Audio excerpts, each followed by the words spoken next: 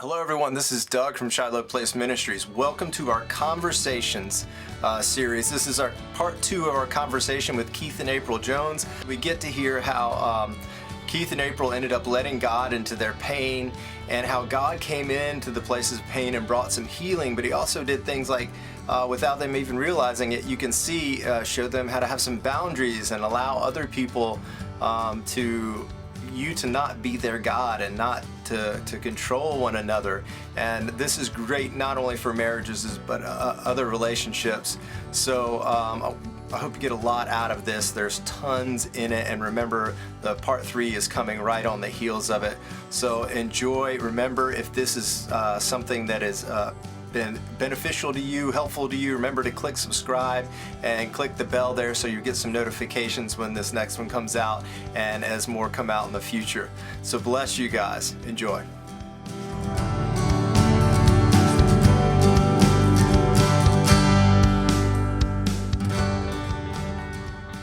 And it was a place, I'll let Keith share about that, but it was a place that he swore he would never do. Never do. And you know, a lot of times in our life, we do the very thing that we swore we never would do. Yeah.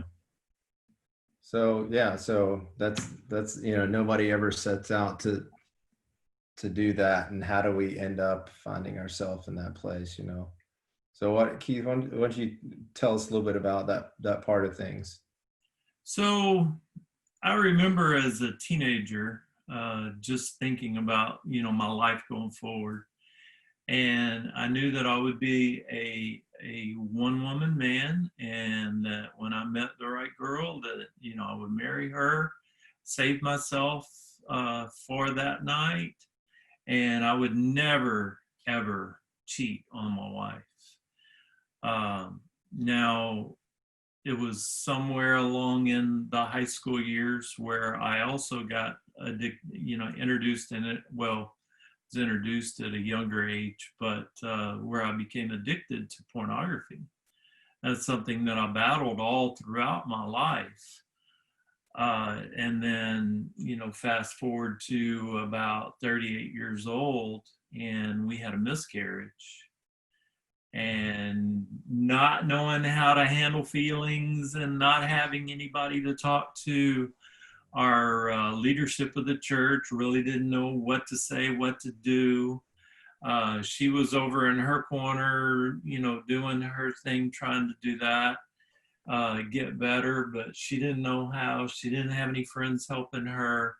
I'm over in my corner and I'm devastated and porn addicted. It's like medicating that pain, that immediate pain. And I grew attached to one of my coworkers that, we were talking through that whole thing, and, and having conversations that, I should never have with another woman. But, one thing led to another, and I became emotionally attached to this girl. And, it was an emotional affair, but it was an affair. And,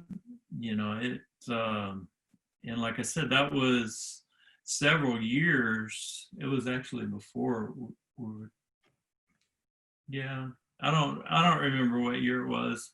It was about a year and a half before I started working for the church. Mm-hmm. And that ended. I quit working where I was working and never saw the lady again, never really gave much thought to that. And then fast forward 3 years, I'm working at the church, and one of my other coworkers and his wife were talking, and word got around to the leadership of the church that I had had an affair, and I was just fired on the spot. They asked some questions. They interviewed the girl, and got her side, and I didn't lie to them. One thing that I did not come clean on, because that's not really what I felt like was the issue, is they asked me if I had a problem with pornography. And I told them no. And that may have been the trigger that, okay, you're fired. I don't know. But anyway, it was a very hurtful time in our lives. Yeah. Um, it just was a deep quagmire I couldn't see my way out of. Yeah. That kind of puts, I mean, both parties, it's easy to say, well, that person should have never done it. They should have never done it. But it really puts both people into this, really dark place. If you're, especially if you're believers and you really don't, you're not trying to end your marriage. No. So here you are. What are we going to do with this thing? And so both people just end up in a very dark place. And so you both have your stories of how you did this, because this is interesting. It wasn't like you guys said, oh, okay, well, we're going to do marriage counseling, and you just did marriage counseling until it got better. That's not really what happened. I mean, so why don't you tell us a little bit of. Yeah, we've never done marriage counseling. We, when that happened, what was weird is, so we were like leaders in the church. And so most people that we were close to in the church, even though I had a lot of friends and a lot of acquaintances, but I would even know, no one really knew what was going on inside of me. And even before all this happened, before it came out, I felt very alone. I felt like I really wasn't connected to my husband, and I had these deep feelings, and I'd have dreams that our marriage wasn't good, but yet I denied that because I just learned not to trust myself. I would, quote the word, and I would have people pray for me and, whatever. And so when that happened, I was devastated, but a lot of people in church didn't know what to say to me, because they're like, oh, if that happened to them. So maybe it was questioning their own marriage. I don't know. And people were just telling me just stupid things like, well, versus you need to forgive him and whatever, to you need to leave him. We had a 4-year-old little girl at the time. And so I'm not used to, I don't know what to do. Our pastors really didn't know what to tell us. They were kind of shocked by this. I think they were hurt. I think they took Keith, what he did to me, a personal attack on them. So they weren't real sure how to help us, other than they just told us, you just need to be in church and, we'll help you. And so they didn't really call us. It was just awkward. And so not very many people were reaching out because they just didn't know what to say. What do you say to your leader that, had this affair? So I just went right into, well, I need to fix this somehow. And okay, I need to be, a better wife. And then, I had a friend who was a counselor, says, why aren't you mad about it? I mean, I didn't even know how to be mad about it, because it was like, you just move on. You pray and you forgive and you move on. And that's what I was trying to do. I'm just trying to please put everything back together. And she's like, aren't you mad about it? And tried to make me see the truth. Your husband cheated on you. Well, no, because I would excuse his behavior. Well, you see, and this, it's not that bad. And she would just keep pressing me. So, and that started me on this journey. And I have a lot of women that ask me, how did you do that without focusing on him? Because a lot of women will tell me, I'm in this predicament, but he's not doing anything. I'm doing this and he's not doing anything. What do you do with that? And for one, Keith at the very beginning was honest with me. He sat me down and told me. He was very honest. I'm asking him just stupid questions like a lot of women do, which I don't know why we do this, but we do. Where did you take her to eat? Where did y'all go to lunch? Where, what? We're asking all these questions in our mind. Reeling, Crazy.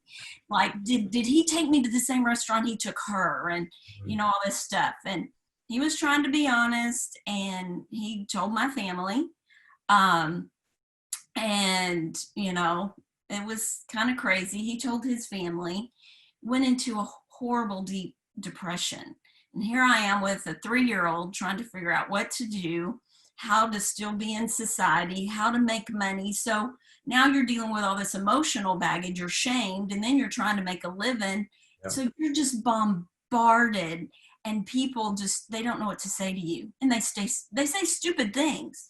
And so God really, he moved us out of our area to really bring us about some healing, which I think was just a God thing, to where just took us out of where we were living and give us a whole new perspective to where we could really focus on us without having to pretend or be shamed by people. It was really a protection. But just through all that, real quick, with me is, God really, we did go to a few places that helped us. Crisis in the Ministry. And I remember reading this one book, Compelled to Control by Keith Miller. And he, because I'm like, well, I'm going to read, because Keith's very controlling. I'm pissed off, and I'm going to learn about Keith and his control. And in that book, God really showed me where I was controlling, because I was beginning to see it's all his fault. I was the perfect wife. I never cheated. I never did this. He did it. He did it. He did it. It's all his fault. And so God showed me how I was controlling. So I never got into, okay, well, I caused this. I never did. But I was able to own my stuff and realize, he did his thing, and we will work on that. But separately, I need to own my stuff. I have a part in this too. His choice was his choice. So going through that and fast forwarding and working on me, there was times I was really mad at God. God, you're not working on him. I'm doing this, and I need to help you. So I would try to talk to Keith, and like he said, you need to be vulnerable with me. I'm working on me. You need to do this if this is going to work. And, even when I moved in with my dad. He took me in, and I told Keith, I'm not divorcing you. I'm not leaving you, but I'm going there because we're not making it financially. And he's letting me live with him. You can do whatever you want. And your first response was, I ain't going to live with your dad. And the next thing I knew, we were selling everything in our house other than Poppy's stuff, because we just couldn't even afford a trailer to get to Alabama. And I don't know, I just started selling everything in the house. He'd be like, oh, you can't sell that. And I'm like, well, what in the hell are you doing to make money? So I'm struggling. Yeah. And he was just, I can't get a job. And so I had to take care of myself. And so we got to, my dad's, and he, the week before, was like, okay, I'll come. And I didn't caretake for him. I just gave him the little I could, and it wasn't much. But I didn't give up, and worked with God. And I was mad, and God helped me and be like, you need to own your stuff to keep. And I'm like, what? He cheated on me. What do you mean I need to apologize? And, he was showing me how I was not a safe place for him. And that was scary, because it's like, well, God, if I do this, what's he giving? I'm not going to give unless he gives. That's not fair. And, God brought me back. I know what it's like when people try to kill you. I know what it's like when they humiliate you. I know what it's like to give your very best. My son, and the world killed him. I know what that's like. I'm just asking you to do this. Just let him go. And I'm like, but God, if I do, and I let him go, forgiveness, whatever you want to call it. To me at that point, I was just having to let him go without having to pinpoint and check on him and look him up on the computer and all this. God's like, just let him go. And I'm like, I can't. What if he cheats on me again? What if he humiliates me again? I can't do that again. And so I remember going to him, and he was watching NASCAR, and I'm like, see, God, that's all he cares about is NASCAR. He could care less about me. But I did, and I owned it. And, I don't know what really broke spiritually. I didn't really see it. We moved back home. Keith got a job, and I would still catch him messing up with pornography. And it would enrage me. But I looked back that God allowed that to show what was in me, and pain and anger. I remember cussing him out one time horribly. And I, found it really late, and he was in bed, and I woke him up and I was cussing him out. And God allowed me to see him as this little boy. He's just a scared little boy. And here I am shaming him. And I left. And God dealt with me. He's like, April, he was showing me Keith is trying, but he wasn't doing it good enough, according to me. Right. And God was really trying to help me to separate, just work on you. And so I was looking him up on the computer and, checking him to make sure he was doing it right. And God stopped me in my track and said, what are you looking for? And I'm like, well, I have to check. We have all these filters and I have to check on him. And God's like, do you know I love him so much more than you do, than you ever could? And I'm like, I know, but you're not checking up on him. I need to. And he's like, just let him go. And I'm like, God, okay, to me, this is where the rubber meets the road. And I said, if I do, what if he continues and it goes bad? He goes, I will protect you. And so at that moment, I knew God was saying it was Keith's choice. If he did go down that, have affairs, whatever, abuse me, or he had the choice to receive healing for that. But that was not my place to have any responsibility in that other than to take care of me and trust God that if he did go that way, he would protect me and either we would be divorced or he would bring him back. I had to let Keith go to that point, not knowing what he was going to decide to do. And that was the most terrifying thing I ever had to do.